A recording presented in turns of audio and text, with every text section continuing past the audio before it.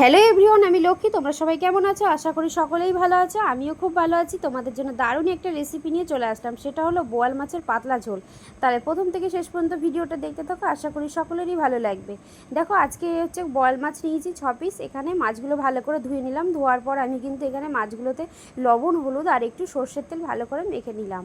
ভালো করে মেখে নেওয়ার পর এখানে আমি কড়াইতে দিয়ে দিয়েছি তেল, আর তেলটা গরম হয়ে গেছে। আর সব মাছগুলোই ভালো করে আমি দিয়ে একটু ভাজা করব। তার আগে একটা মশলা রেডি করে নিচ্ছি, সেটা হলো এখানে নিয়েছি বেশ কয়েকটা কাঁচা লঙ্কা, 4টে শুকনো লঙ্কা, আর এখানে আদা কুচি, আর হচ্ছে গোলমরিচ আর গোটা জিরে। ব্যাস, এই মশলাটা কিন্তু আজকে আমি পাটাতেই ভালো করে বেটে নিলাম।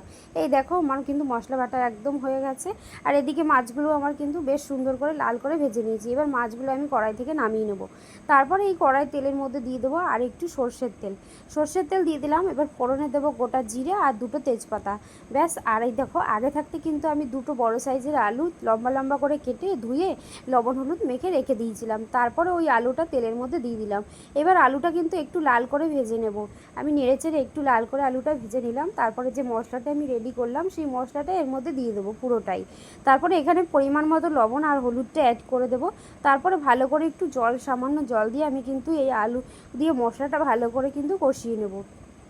বেশ সুন্দর করে কষিয়ে নিচ্ছি মশলাটা। যতক্ষণ পর্যন্ত তেল না ছাড়ছে ততক্ষণে কিন্তু তোমরা বন্ধুরা অবশ্যই কমেন্ট করে জানাতে থাকো কেমন হচ্ছে আজকে রেসিপিটা।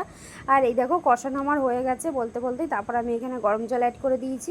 আর এই দেখো, আজকে ঝোলটা কিন্তু একটু পাতলা হবে। আর এই দেখো, ঝোলটা যখন ফুটে আসবে তখন যে মাছ ভাজাগুলো তুলে রেখেছিলাম সেটা পুরোটাই আমি ঝোলের মধ্যে দিয়ে দেবো।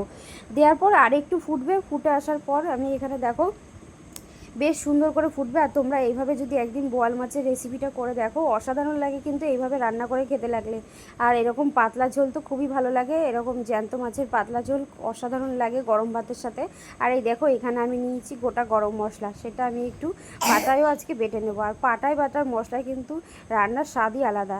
গরম মশলাটা বেটে নিয়ে আবারও আমি কিন্তু এই লাস্টে নামানোর আগে গরম মশলাটা এই ঝোলের মধ্যে দিয়ে দিলাম।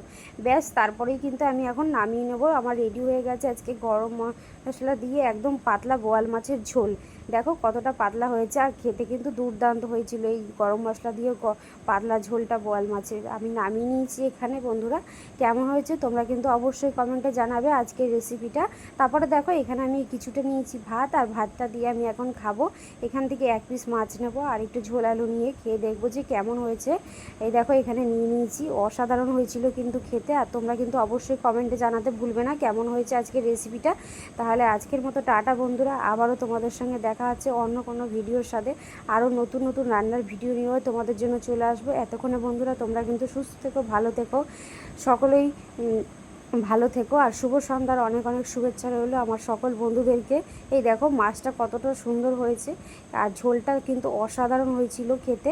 আর এরকম পাতলা ঝোল খেতে কিন্তু আমার খুবই ভালো লাগে। তাহলে কেমন হয়েছে তোমরা কিন্তু অবশ্যই জানিও। আর তাহলে আজকের মতো টাটা, সবাই এতক্ষণে ভালো থেকো, সুস্থ থাকা। আবারও দেখা হচ্ছে কালকে অন্য কোনো ভিডিওর সাথে।